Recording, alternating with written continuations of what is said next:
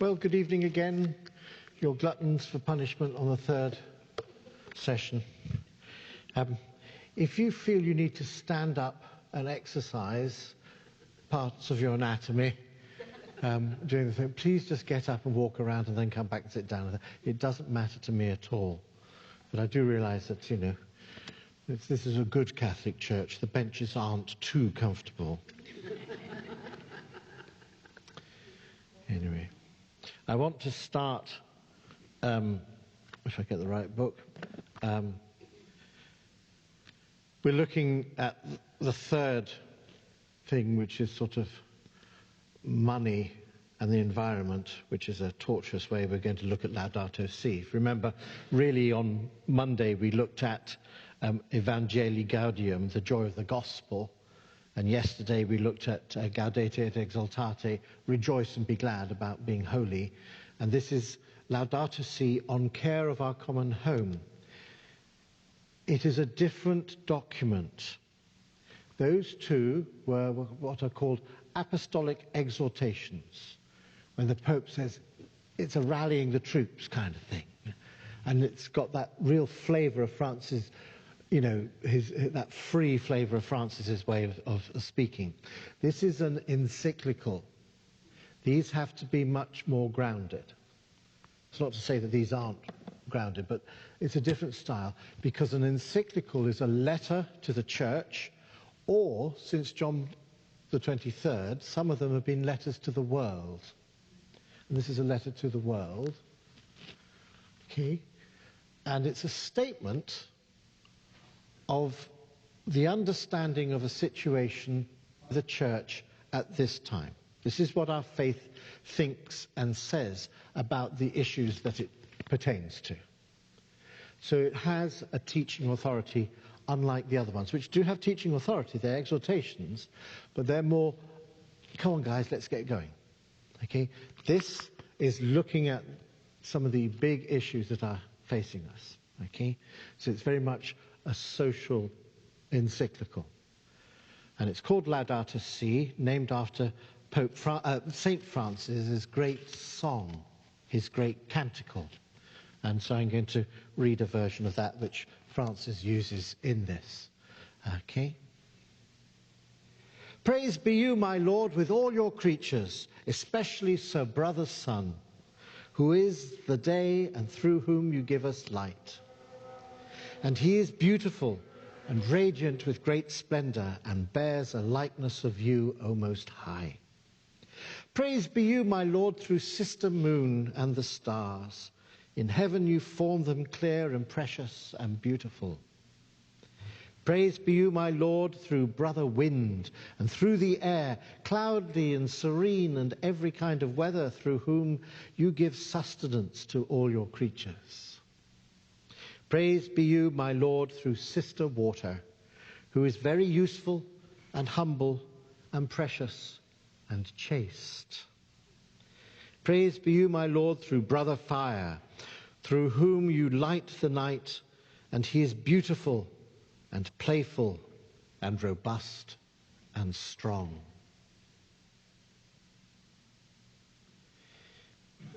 There's more to that hymn. There's other stanzas as well.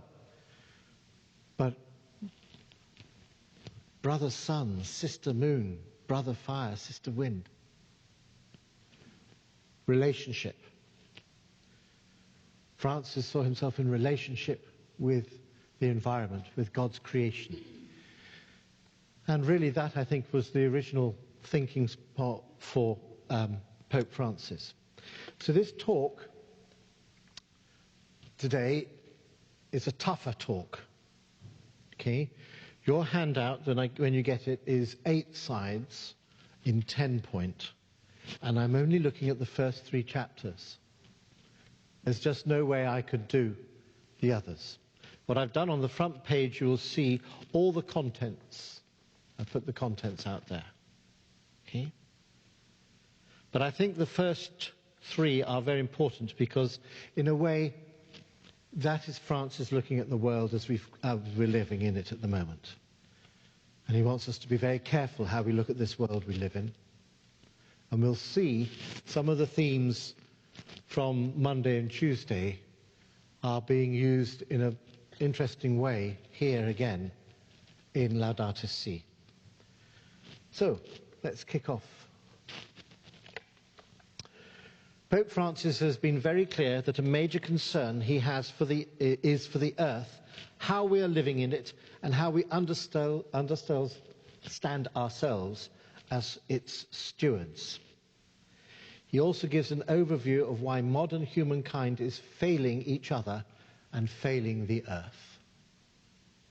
It is a hard encyclical, and thus one that has courted controversy ever since it was written in 2015. Again, we see Francis pulling together growing issues concerning humanity's relationship with the earth and its economies from the time of John the 23rd and his great encyclical Pacem in Terris, Peace on Earth. You know, he wrote that and was lauding lots of things in technology and the advances and stuff like that. But he then said, yes, but we're also in the time of atomic warfare and the Cold War. Paul VI was concerned with consequences of unchecked human activity, he said in 1971. Due to an ill-considered exploitation of nature, humanity runs the risk of destroying it and become a victim of its degradation. St. John Paul II, in his first encyclical, Redemptor Hominis, so this was hot off John Paul's agenda, shows great concern for unbridled consumption of the earth's resources and the destruction of the human environment, which necessitate radical change of lifestyles, production, consumption, and structures of power and governance. And Benedict spoke of eliminating the structural causes of the dysfunctions of the world's economy and correcting models of growth which have proved incapable of showing respect for the environment. So Francis isn't speaking suddenly on this matter. This has been hot on the lips of popes for the last 59 years. I know that because that's how old I will be in November. There we go. These concerns are being picked up and voiced by many others from the world of science, theology, philosophy, concerned groups, and in some areas, politicians too. Also, this has become a very important issue in the field of ecumenism. Francis sees an ally in these matters in the ecumenical Orthodox Patriarch Bartholomew of Constantinople, with whom we share the hope of full ecclesial communion. It's almost like a throwaway mark. But he's searching for unity, and this is one of the areas in which we can walk towards unity by standing up together and speaking to the world.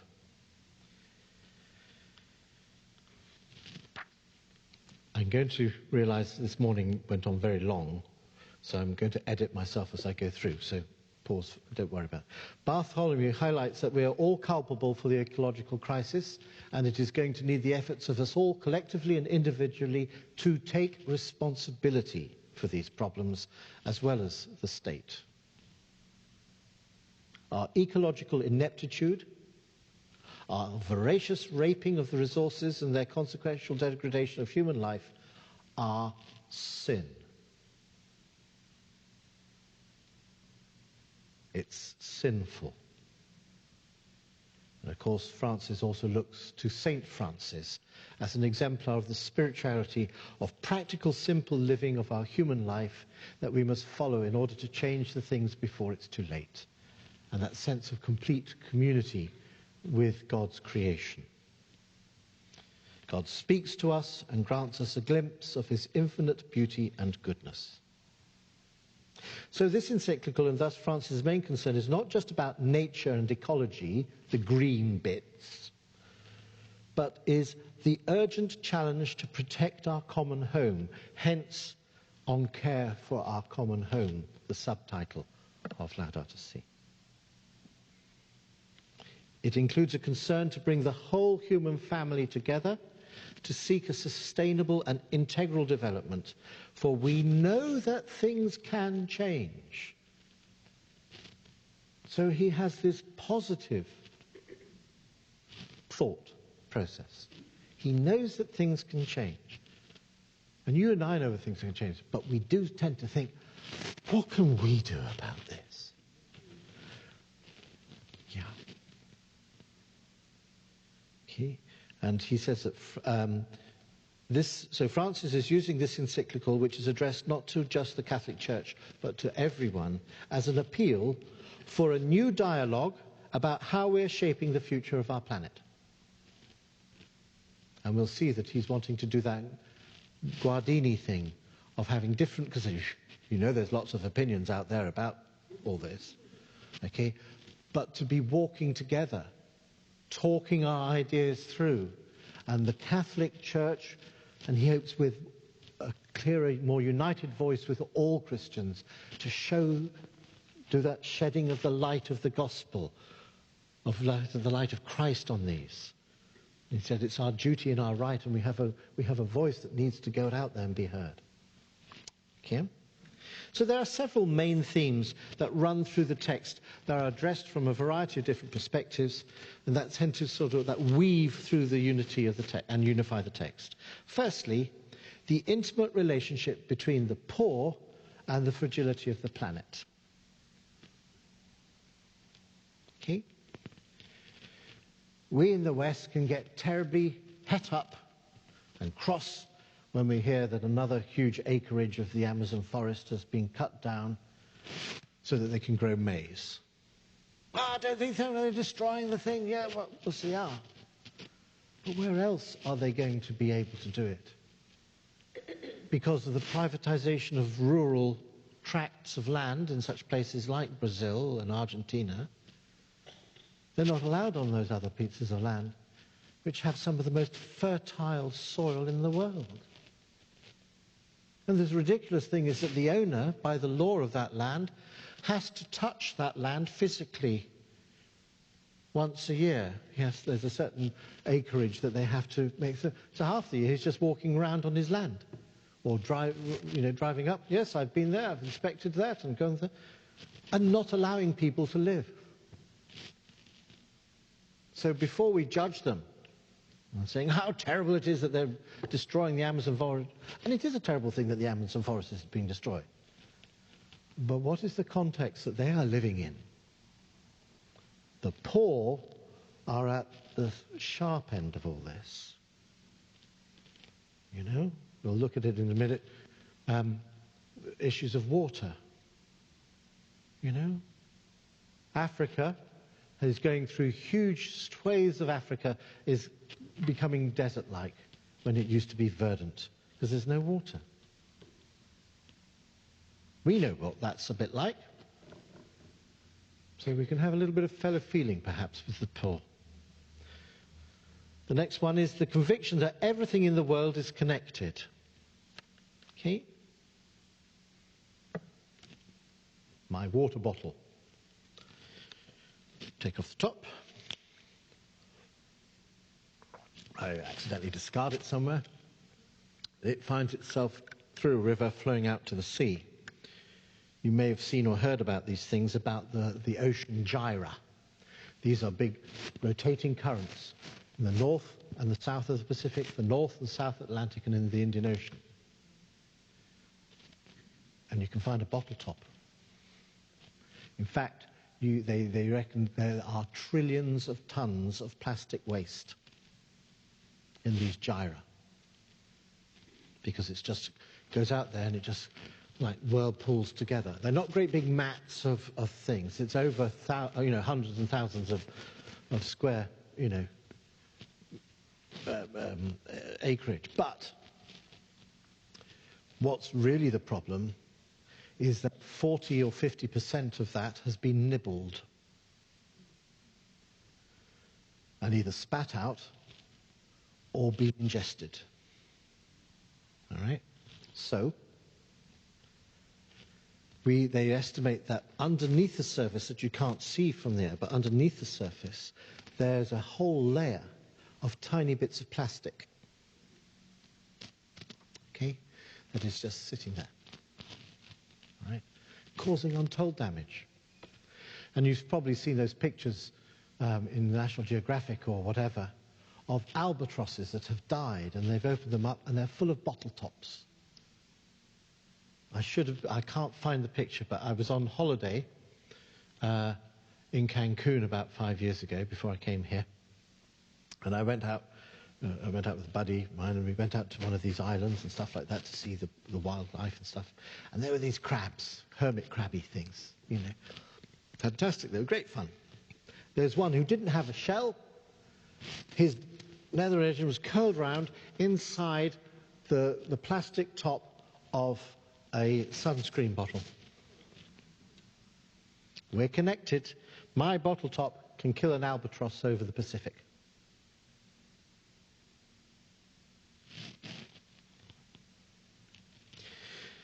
Another theme is the critique of new paradigms and forms of power derived from technology, and we will look at that quite a bit. Okay?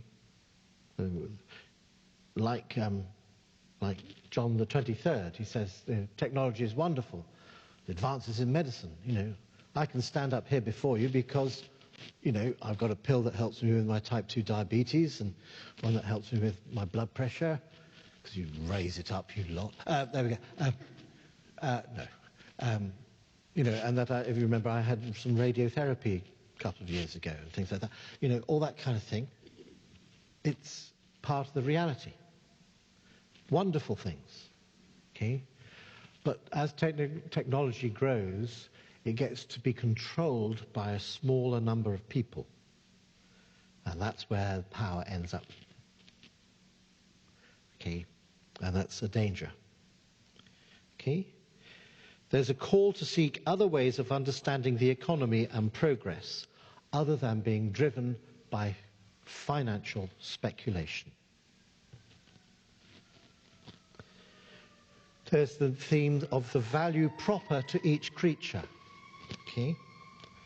And then the human meaning of ecology. We have an ecology too. The need for forthright and honest debate. There's a lot of dishonesty spoken in this field, usually because it's driven by vested interests or politics or whatever, or never mind the others, I'm all right, Jack approach to life, that kind of thing.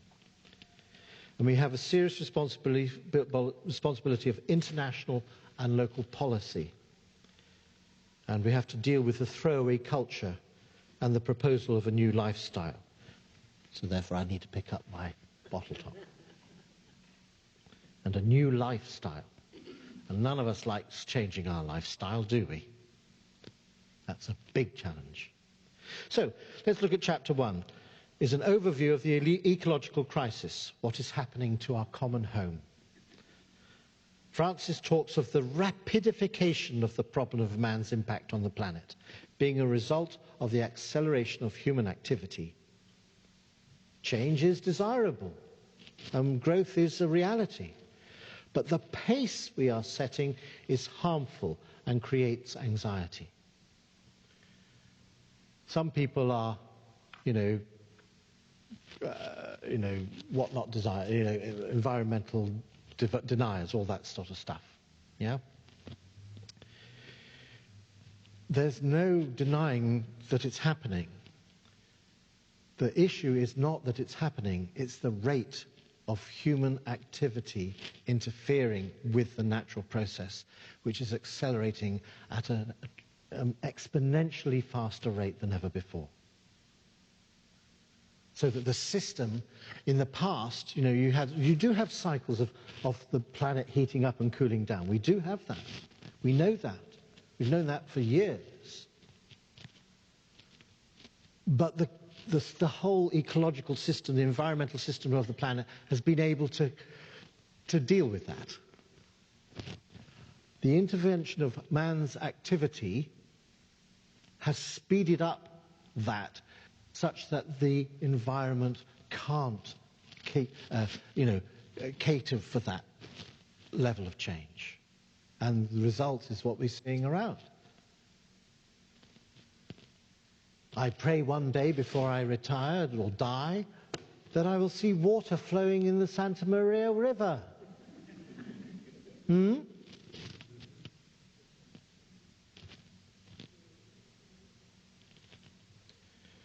But Father Alfred says he remembers seeing it, that it was coming over the bridge and took another bridge out, and there were trees flowing down through it out to the Pacific. 93 or 94. Huge variance. After a long period of irrational confidence in progress and human abilities, many are now critical of the rate of the detrimental impact of human activity on nature, each other, and the economy. Francis then goes through some of the key issues that are facing us and the rapid degradation of the earth and our livelihood on it. So, pollution and climate change. We know what's going on out there. Air pollution. We know we feel that sometimes. Okay. Pollution of air, sea and land is huge and increasing and beyond doubt, and the inability of the production consumer progress of economies to deal with its waste is at crisis point. I remember reading a story only recently. It was about this sewerage container ship that had rubbish and stuff like that, and it set off from somewhere near Baltimore up on the eastern seaboard up that way. And nobody would allow it to dock anywhere. For 3 years, it went to hither, it went all around the world. All around the world. Because it had some toxic waste in it, you see. We didn't want it, so we're going to ship it out to somewhere else. They'll take our toxic stuff. We don't know what to do it, don't want to play with it, so we'll send it up to some poor country. They'll need a bit of revenue. We'll send it out to them. They didn't play ball. It eventually was accepted in a port 300 miles south of Baltimore. Think of all the fuel that was expended sending that thing around. You know, there is a hole in the ozone layer. Can't deny it.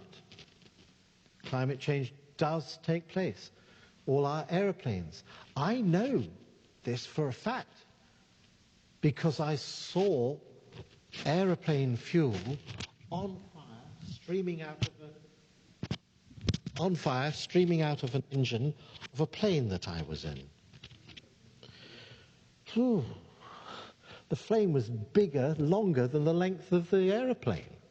Such amount of fuel was being expended and all the concomitant CO2 being burnt and stuff like that. And that was just my little hopper plane from London to Oslo. Just think of all the planes that are up there now. They say that there is I can't remember what the figure is, but there's a real calculatable percentage of the CO2 emission that comes from burning Aveline fuel. But so too, possibly the biggest production of CO2 is what comes out of the back end of the millions and millions of cows and sheep and pigs that we have to feed us. So, you know, it's not a simple reality. You know, it's all interconnected, all doing it. Okay, the issues of the ozone layer, CO2 and greenhouse effect are real. So the issue of water. Ocean levels are rising. Did you see in the news about a week ago or so, or maybe 2 weeks ago, that 80 different scientific studies from different ways of analysing the issues and stuff like that all agree that the polar and ice caps, not just Arctic but the Antarctic too, has had an exponential rise in its melting. We have a Northwest Passage now. You know, remember as kids reading about the explorers, the search for the Northwest Passage. Well, you can get, at times of the year, you can get from the Atlantic to the Pacific across the top of Canada. Never used to be able to do that. They now estimate that the polar bears have probably only got 30 to 40 years of their environment left. And the polar bears know it. They're now adopting to live on land and, of course, are causing trouble in the towns. And coming in and causing trouble. How long are they going to last? And that magnificent beast. Heavier violent changes in weather are occurring all over the world. We've seen that here in this country, have we not? Okay. And yet in California we have no rain on the Central Coast. And water issues are a source of conflict. For many years, there's people who make commentary about international relations and how they deteriorate. They say the next war will be over either oil or water. I mean, we know what's the problem. All the hoo-ha about bringing in water in from Portland or Oregon, they're in a big pipe, where they've got more water than they know what to do with. We can't get that one sorted, can we? In a way that's going to be agreeable. Okay. The loss of biodiversity.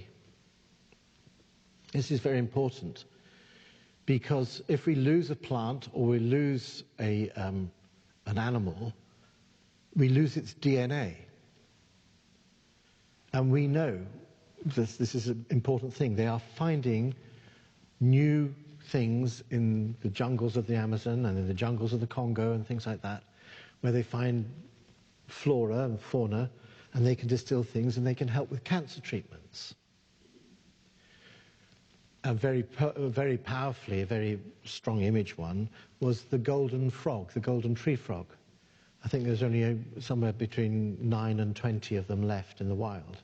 So the world, one of the world agencies to do with animals, can't remember which one, organised that they go and they collect them all, and they're all in 3 different university zoos, being carefully allowed, if they can get them to breed.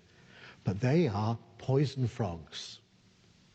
And in that stuff on their back, there are all sorts of compounds that they think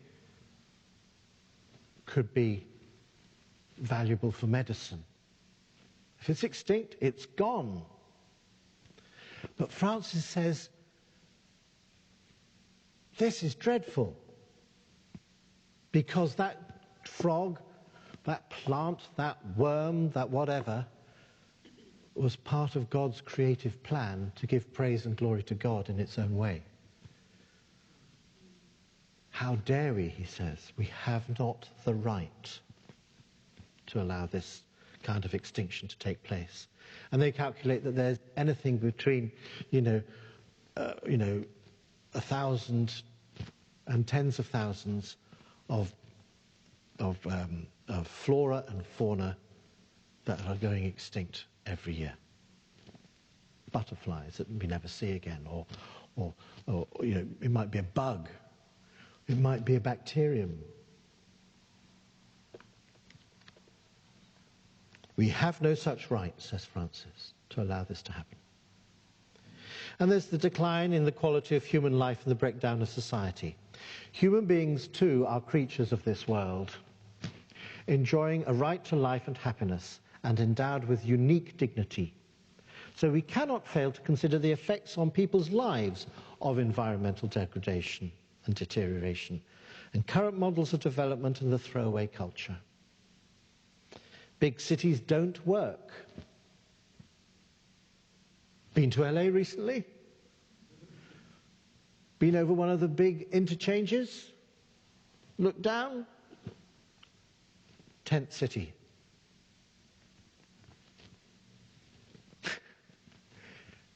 Have you ever tried to drive through LA recently? In London, about 15 years ago, 20 years ago, there was a survey done, and they did a comparison. In Victorian England, to drive a pony and trap across London, average speed 7.8 miles an hour.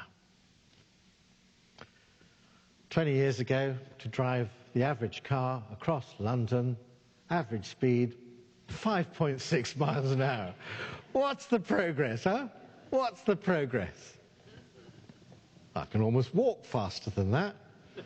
And before I was a Josephite years ago, I walked across London when there was a train and tube strike and a taxi strike and bus strike, all the public things. So I could get from work to home. So I walked. It was lovely. Took me 2.5 hours, but it was lovely. Big cities don't work. Privatization of the rural land, which I've spoken about already. In energy issues, energy issues. We could go on all night about those. I do find it funny. I used to love watching The West Wing. Do you remember the West Wing series? There was a lovely episode when they had the open day kind of thing, when anybody could come and sell their idea to the government. And they decided to get the guys in to do with, alternative energies. So you had the hydro guys, you had the wind guys, you had the solar guys. And they were all fighting the hell out of each other. And we need X billion solar cells. We could do the whole of the United States. Oh yeah, well, how much does one of these take? Blah, blah, blah. That's about that size. I said, now do the math. It would cover the whole of Arizona, Wyoming, and Nebraska, or something. Crazy. But what are we going to do? We're closing a nuclear station, aren't we, up the coast? In 2025, it's going to be closed. And what are we going to do with it for the next 3,000 or 4,000 years? Because it will be radioactive in parts.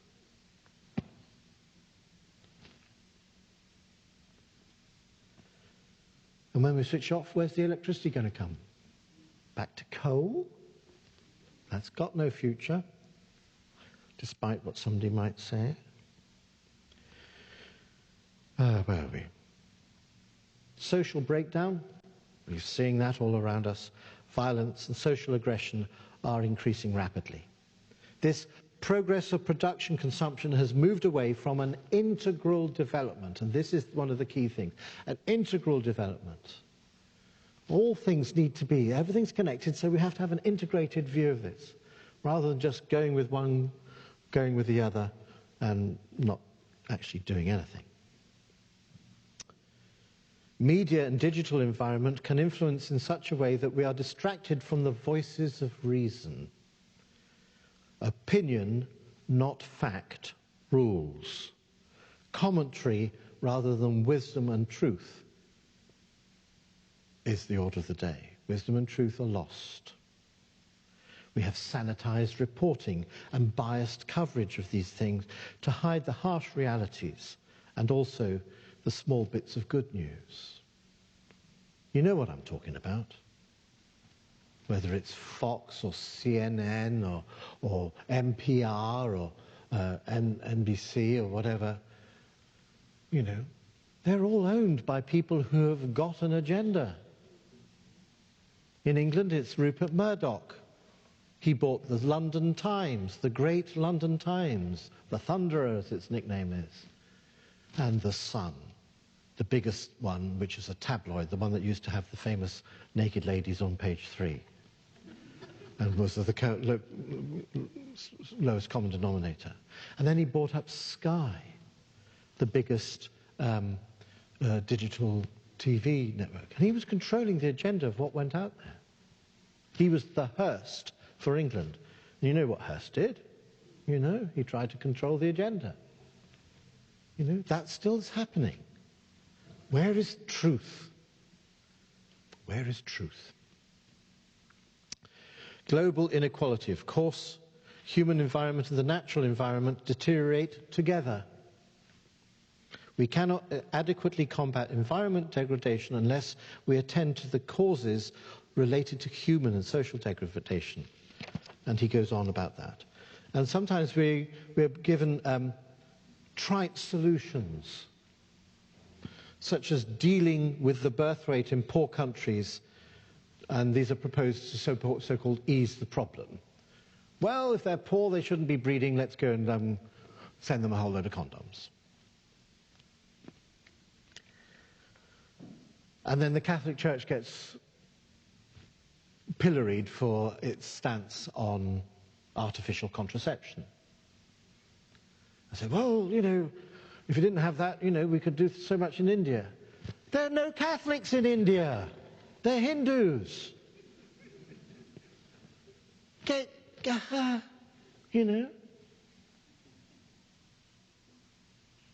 How How are you going to get condoms into the interior of Africa if there are no roads? And what are they going to use to buy them with?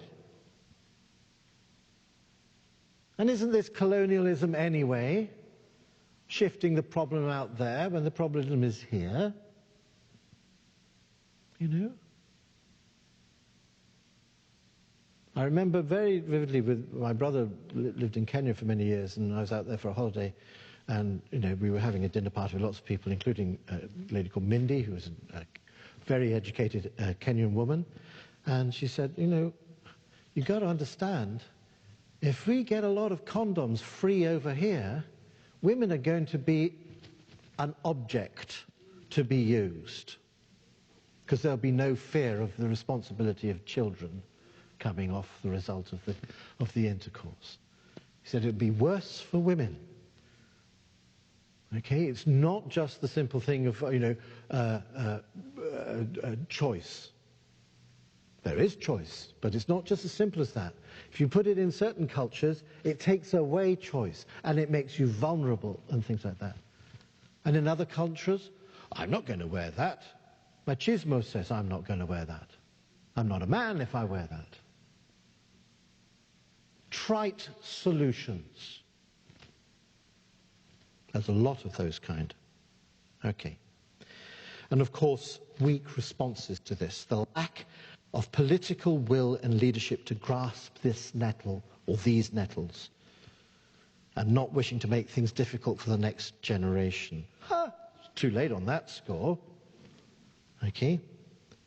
We've all seen those TV programs, the dystopian things of when the young attack the old and say, you've made us have no homes, you've made us have no jobs, you've made it because of the way you lived. Summit after summit of nations has failed really to make an impact. It's all watered down or opted out of at a later date. The result is that whatever is fragile, like the environment, Francis says, is defenseless before interests of the deified market, which becomes the only rule. In many places, work is being done to improve the environment, such as cleaning up rivers and other waterways, restoration of woodlands, etc. These will not make an impact globally on their own, but they do show that humans can make a positive impact.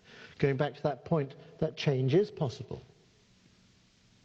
However, at the same time, we can be lulled into a false sense of security by thinking that where I am, it doesn't seem so bad, so therefore it can't be really so bad out there.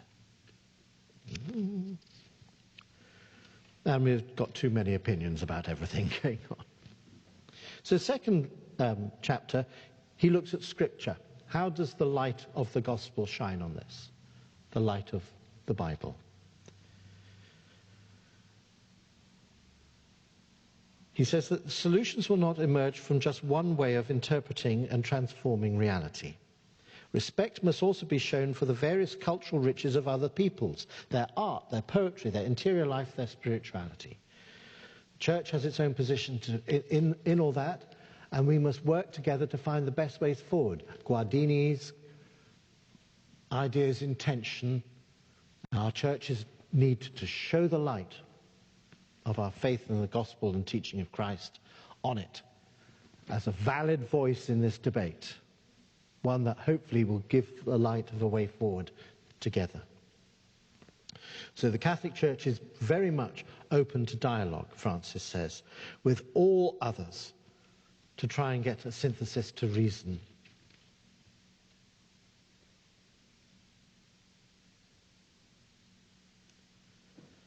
The wisdom of the biblical accounts. The book of Genesis is God's plan in creating humanity. Remember when he created, he said this was good, this was good, this was good. When it came to man, it was very good. So we are part of all that created thing, but we are different. We have a different position in it. Okay? It shows the immense dignity of each person, and each of us is the result of a thought of God. Each of us is necessary. Okay? But this is the interesting one.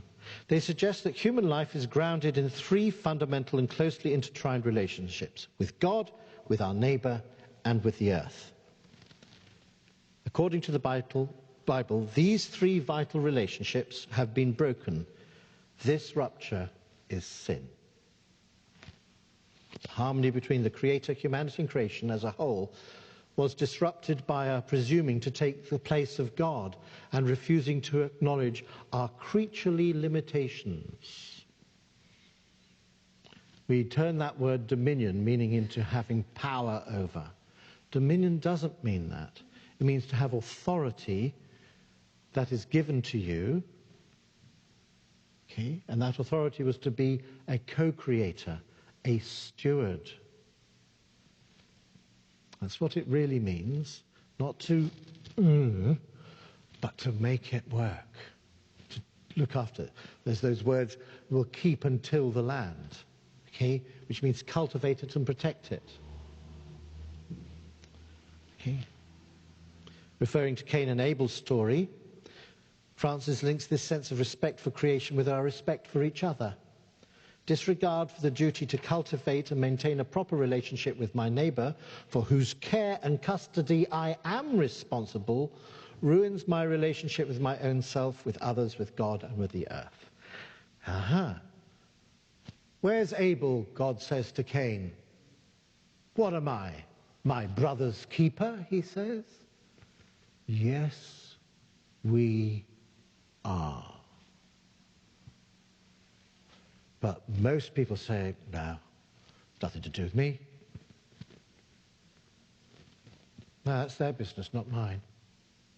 They got themselves into that situation, not mine. Okay? If you pull on, creation means, he talks about the mystery of the universe. Creation means more than nature. It means God's loving plan. The physical creation, the environment, the world, the earth, the universe, is the physical part of God's creative plan. And we're part of that. And if you pull on one thread, there are consequences. You know? You see, you get those pictures, don't you? The cat that gets at the knitting ball and starts unraveling the whole thing. Ding, ding, ding, ding, ding, ding, ding, ding, ding, ding. Yeah? He quotes St. Thomas Aquinas, and I think it's rather lovely. Nature is nothing other than a kind of art, namely God's art, impressed upon things, whereby those things are moved to a determinate end. It is as if a shipbuilder were able to give timbers the wherewithal to move themselves to take the form of a ship. The Church agrees with evolutionary theory, but also that man has a special uniqueness that cannot solely be explained by it. We are the apex animal, but we're more than that. We are the ones made in his image and likeness, we teach. That's the bottom point of all Christian anthropology. Yep, we're the upright standing ape, maybe so. Clever and things like that. But we're supposed to be, the thing that defines the Christian element of our anthropology is that we were born and created to be in the image and likeness of God. And he's not happy.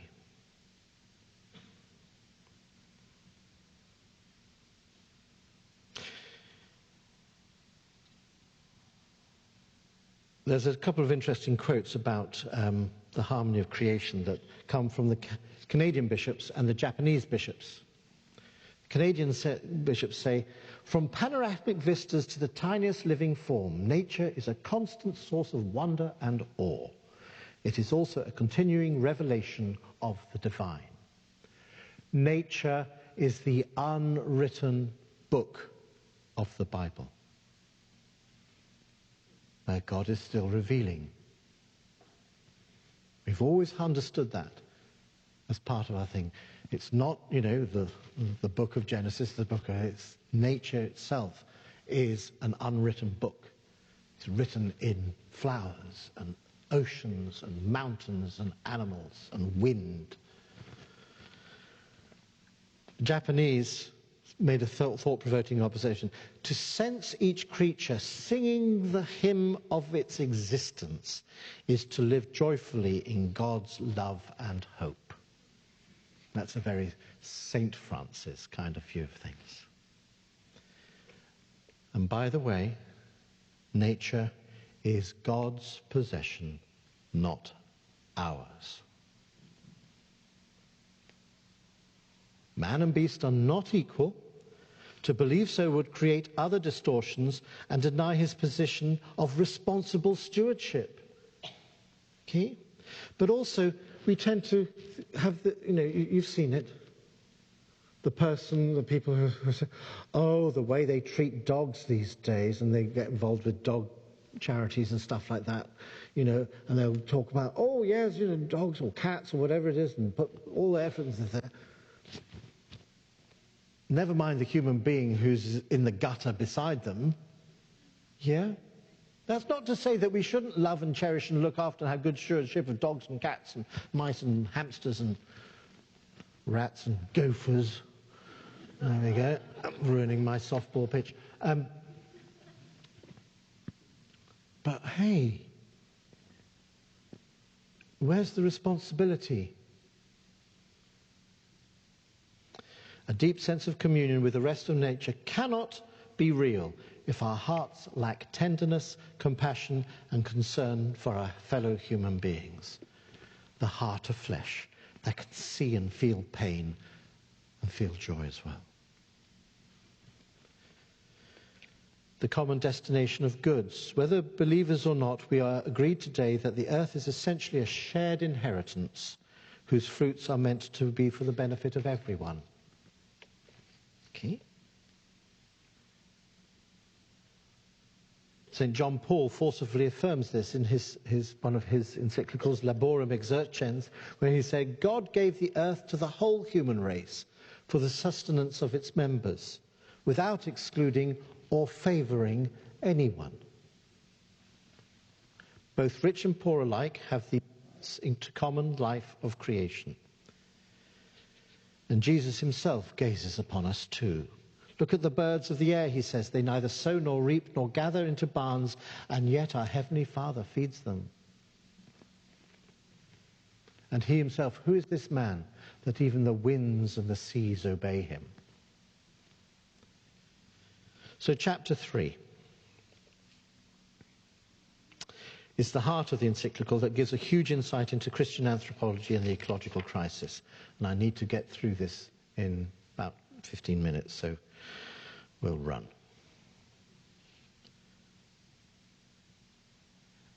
A certain way of understanding human life, Francis says, and its activity has gone awry, to the serious detriment of the world around us. He looks at technology. Like John the 23rd, he starts us saying how wonderful technology can be.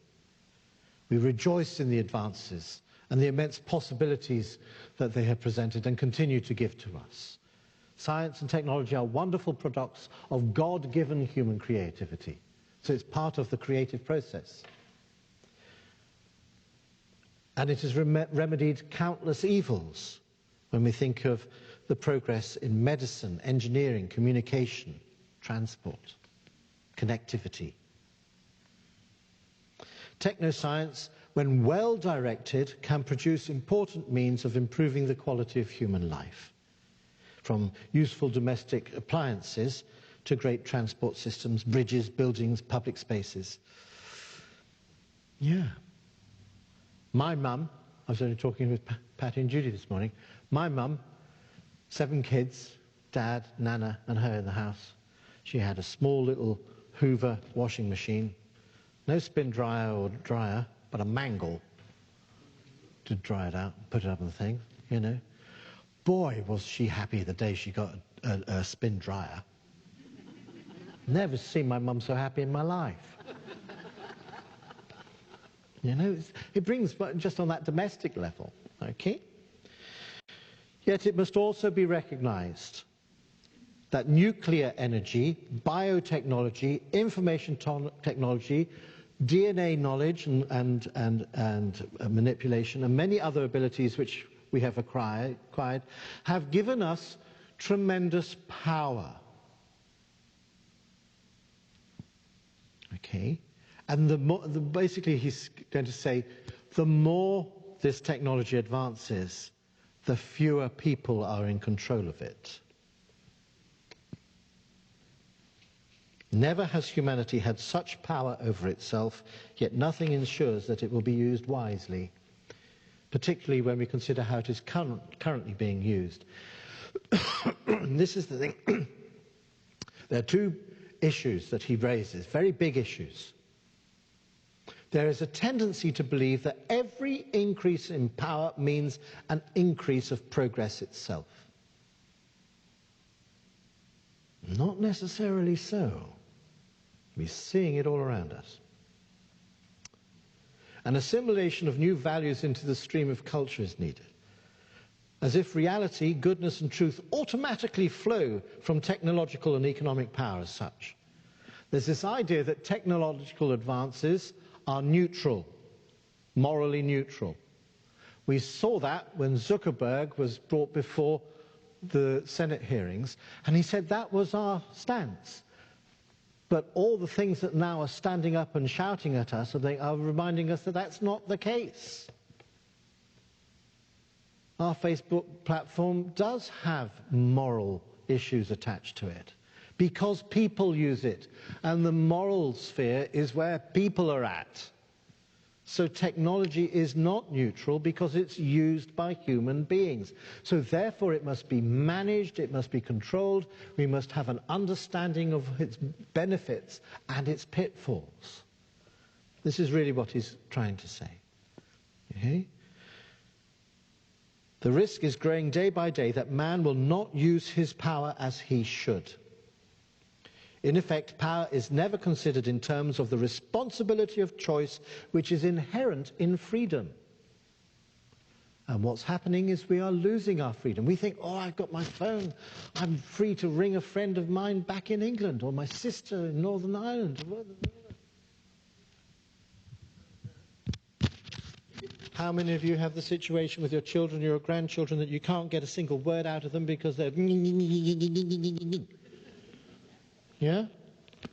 Have I told you about the American lady journalist in England who was married, had 3 teenage sons, and her husband suddenly died?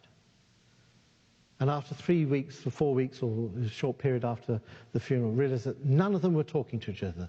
They'd gone in on themselves in their grief and no talking. And she lost it. She said, right, that's it. We are going to be a technologically free household. Give me your phones, your iPads, your computers. I'll give you mine as well. And no TV and no radio. Only a landline in case of emergency. And I've got the key. I can't stop you outside the house. When you go to school, you probably need to have it. There we go. But in the house, no. And she said it was hell for the first 4 or 5 weeks. And then she suddenly started realizing they were talking to each other. They weren't bickering anymore. They were enjoying stuff. They were staying and having meals together, enjoying that. And their homework was getting so much better that their grades were going through the roof because they weren't half looking at something while they're trying to do their math and just get it out of the way. And what was more, this first of all being taught to be a load of, God, you're mad, your family, you don't have phones, you don't... After a while, their friends loved coming over to see and stay and enjoy the fun and the natural socialization that was going on. And she said, we'll do this for 6 months and then we'll review it. And that's what they did.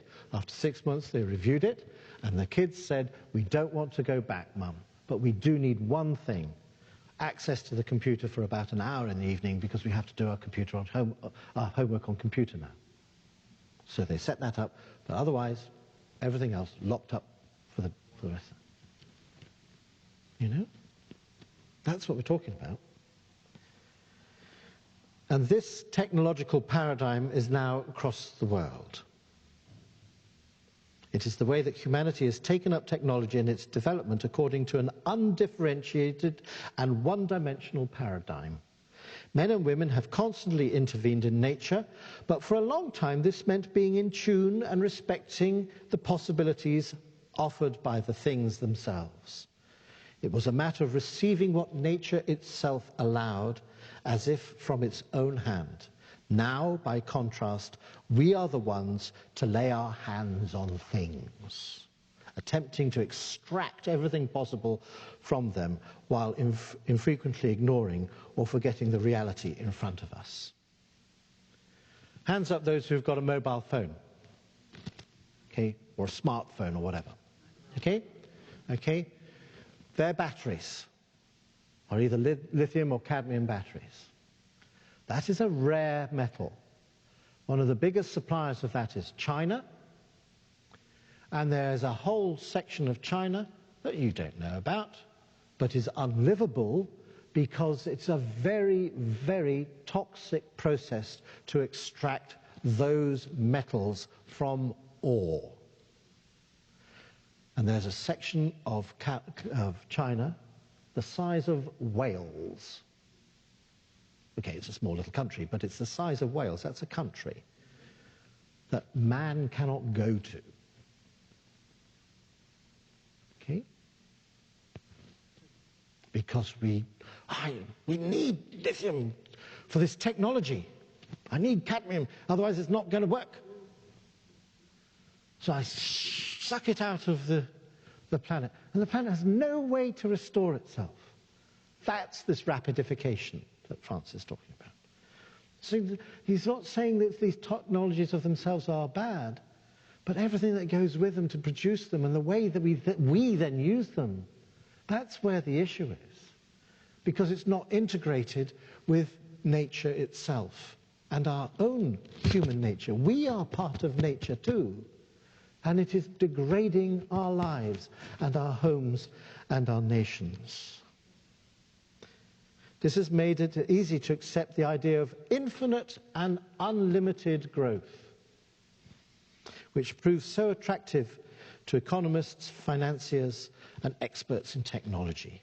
It is based on the lie that there is an infinite supply of the Earth's goods, and this leads to the planet being squeezed dry beyond every limit. I told you at the beginning this was a tough encyclical. It's quite a hard-hitting one, isn't it? Because as I say these things, which is Francis speaking, I'm seeing you nodding your heads. What Francis is saying is that before we deal with these practical matters, we actually have to deal with what's going on in our heads, our attitude. We've got to come back to an integrated understanding of our way in the world. Not just me individually, but my community, my nation, my relationship between nations. Isn't that a hot potato for us at the moment? Our capacity for making decisions, a more genuine freedom, space for each other's alternative creativity are diminished. Okay? This technological paradigm tends to dominate economic and political life. And he has some scathing things to say about financial speculation. 2008, I was parish priest in Poplar when Lehman Brothers, who had a huge, I could see the office, was only about a quarter of a mile away from my church. And everybody was thrown out, lost their jobs. Thousands of people were working there. They weren't all speculators. They were janitors, people in the catering department, people maintaining the computers, the cleaners. Thousands of people lost their jobs because of the speculation on finance markets at the top. And it's funny money. It doesn't exist. There isn't a bank, put all the banks that they couldn't physically hold the numbers that are in the financial markets. It's all a game. Okay, it's a very real game because it's affecting each and every one of our lives, hence the prices in Albertsons. Yeah, those prices are governed by how much are we able to give to our shareholders. We've got to speculate on the markets and and currencies go up and down. You know, how can surely something is worth its weight. But no, we've moved everything into this financial sphere. And I'm caught now because I'm an anti-Brexiteer. I'll give you that back home, this nonsense about, decoupling. This is exactly the opposite of what we're not supposed to be doing. We're supposed to be integrating. And London is the biggest financial market in the world. And they're all saying, we're going to leave. So I'm twisted now and tortured and pulled apart because I don't want that to happen because it will make England very, very unstable. Britain unstable. Because a lot of it's based on our financial clout. Okay? And yet, I believe in this too. That's also the source of a lot of the problem. So we have to think about the way we do economy. We have to think about the way we run the world. Okay? And all he's saying is that we need to walk with people with other ideas and walk it through and make sure that our voice is heard.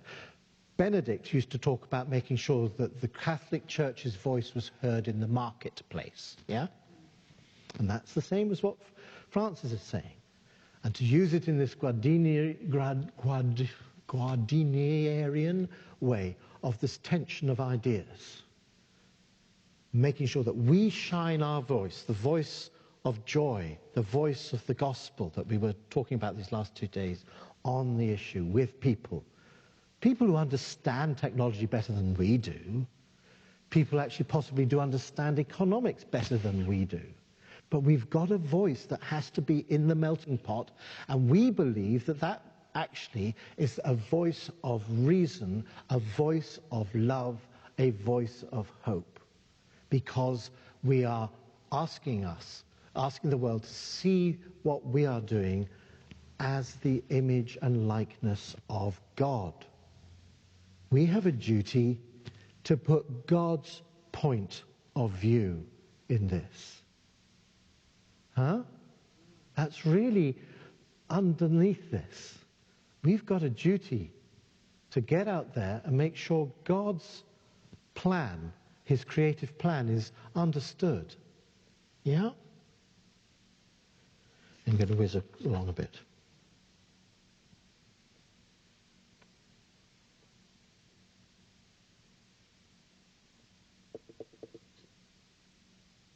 Modern anthropocentrism, man-orientated, never mind the rest of creation, has paradoxically ended up prizing technical thought over reality. Has ended up prizing technical thought over reality. Since, as he says, the technological mind sees nature as an insensate order, as a cold body of fact, a mere given, as an object of utility, as raw material to be hammered into a useful shape. It's just there for grabs, to be used. This is not God's understanding of it at all. And modernity has been marked by an excessive anthropocentrism, the me culture. Goes back to what we were talking about the other day of, I acquire things, I'm holding them. Then I spend all my time holding them, and I can't get up and do anything. When we fail to acknowledge as part of reality the worth of a poor person, a human embryo, a person with disabilities, to offer just a few examples, it becomes difficult to hear the cry of nature itself, because everything is connected. Okay? It's not just something to be used. It's all connected and all has value. It's no wonder that we have the rise of abortion on demand when at the same time we have a throwaway culture. No use. no utilitarian use, can't be hammered into any shape that I want it. Discard it. These things, these ideas are connected. And so on the issue, for instance, of abortion, which is a very big hot potato for us Catholics, isn't it? It's not just one-faceted. It's much more. It's telling us a deeper reality. Perhaps we could give thanks to God for those aborted fetuses. They are teaching us, though you've thrown me away, my value is now starting to remind you that we're all connected. You can't do this. That's what Francis is asking us to think. This isn't just a one-off issue, a compartmental. It's all connected. It's about this gross form of anthropocentrism that we have. We're at the top of the pile, the rest doesn't matter. And the throwaway culture we have, we can throw away our babies. There can be no renewal of our relationship with nature without a renewal of humanity itself. I could stop there, but you know me, I won't. If we carry on this way, our overall sense of responsibility wanes. We've given up responsibility for ourselves, for our world, and our brothers. I think this might be the last one I want to say. Since everything is interrelated, concern for the protection of nature is also incompatible with the justification of abortion. How can we generally teach the importance of concern for other vulnerable beings, however troublesome or inconvenient they may be, if we fail to protect a human embryo, even when its presence is uncomfortable and creates difficulties? It's all about a bigger picture. Okay? Right. A misguided anthropocentrism leads to a misguided lifestyle. Yeah.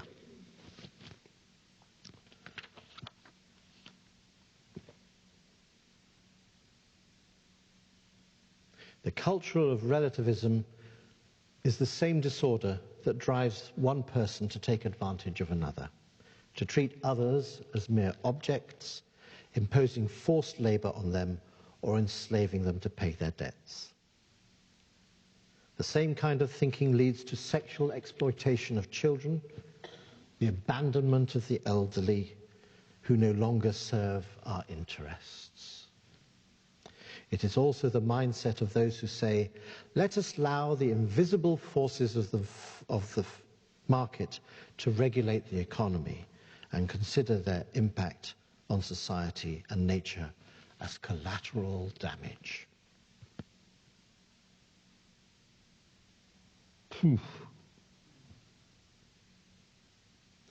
We've turned financial speculation in the markets into God. And there's a little moment in this, and he just simply says, and God is not happy. I'm going to stop there. It seems that we've had a fun day for 2 days, and now we've come down to crash into reality with a bit of a bump.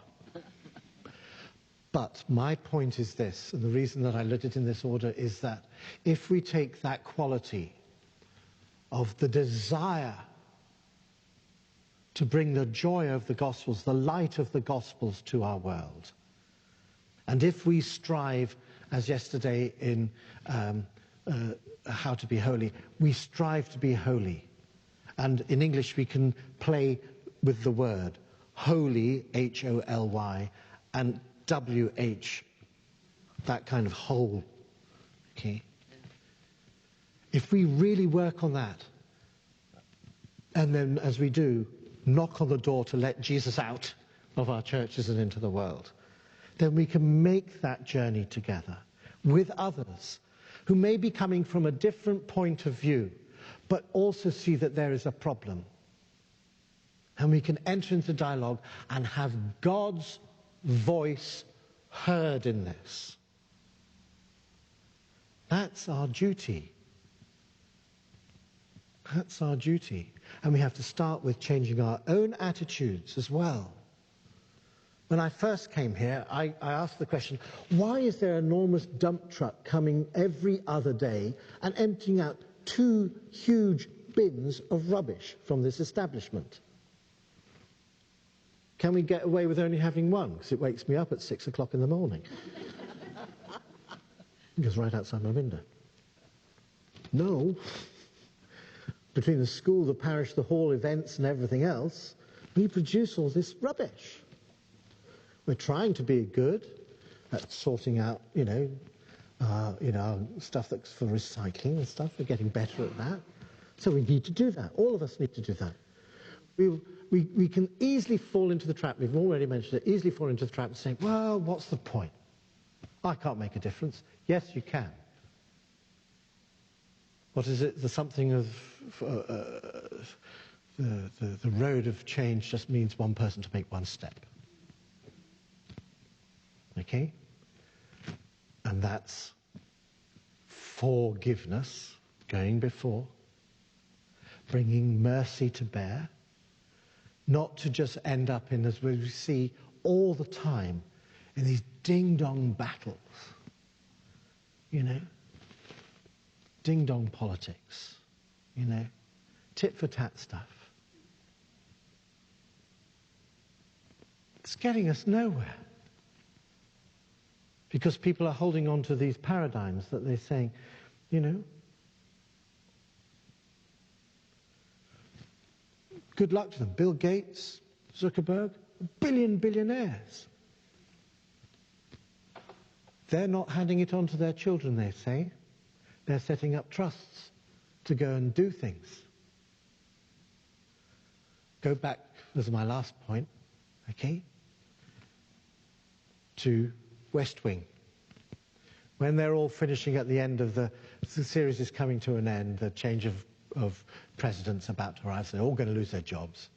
And C.J. Craig, the communications lady, okay, is being courted by all and sundry because she's been the face of 8 years of government, The second one after the president is the communications person. And somebody comes in, he's obviously a Bill Gates kind of person, comes in, and he wants to see her. And he offers her, she thinks he's just going to offer him a position on the board and sort of help smooth the idea of 1 or 2 things. And he eventually said, no, that's not what I'm thinking of you for. He said, if I were to give you $12 billion, what would you do with it? He said, I have this money. I can't even contemplate how much money I've got. Okay, I need to give it and make it be useful and do something positive. What would you do if I gave you 12 minutes and asked you to get on and do it? And she just said, build roads. It's not sexy like curing AIDS. It's not sexy like building schools. There's something sexy, it's attractive and stuff like that. No, build roads, because that's what's going to get the medicine to the people in the bush or in wherever. Okay, put in the infrastructure. Okay? So we've got to have that kind of open thinking. How can we rebuild the infrastructure of the economy of our lives, our nations, and the earth? And take a pause. Okay? This inexorable drive for progress is destroying us. The environment, creation, our society, ourselves, is what Francis is saying. But he is full of hope. We can change. We just need to have the will and the change of attitude. So it's a real tough task. It's not going to be easy. I like my creature comforts. I like going into a fridge and getting a nice cold bottle of water whenever I want. I like going up, sleeping in my nice comfy bed knowing that Gigi's going to clean my bedclothes once a week or whatever it is, that's, I like it all. I like the convenience of going out in my car to go and do things. Well, it's not convenience, it's actually essential living in California, is it not? Having a car. I was in despair yesterday. I had to go down to Lompoc, to the DMV, because they wanted another piece of paper for my renewal of my license. And my temporary one was running out on Saturday. I've got the piece of paper and I've got a temporary extension and stuff like that, so I can get about. But there'd be no way I could do my job without a car. I'd be ringing up, can you give me a lift somewhere? Yeah? Everything is interconnected because that's the way God planned it. That's his plan of creation. So go and be part of the warp and weft of God's plan. Go and be his art, as St. Thomas Aquinas would say. Be that little sort of, brush stroke on that painting of God's art of creation. Okay? Let's go out there, knocking on the door and letting the light of the gospel and the joy of being his son and daughter out there so that people will see in us there is a way. There is a way. And God will be happy about it.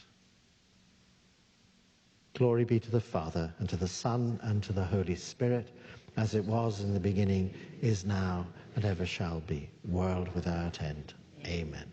May Almighty God bless you and your journeys, and remember, knock on the door as you leave the church. The Father, Son, Holy Spirit.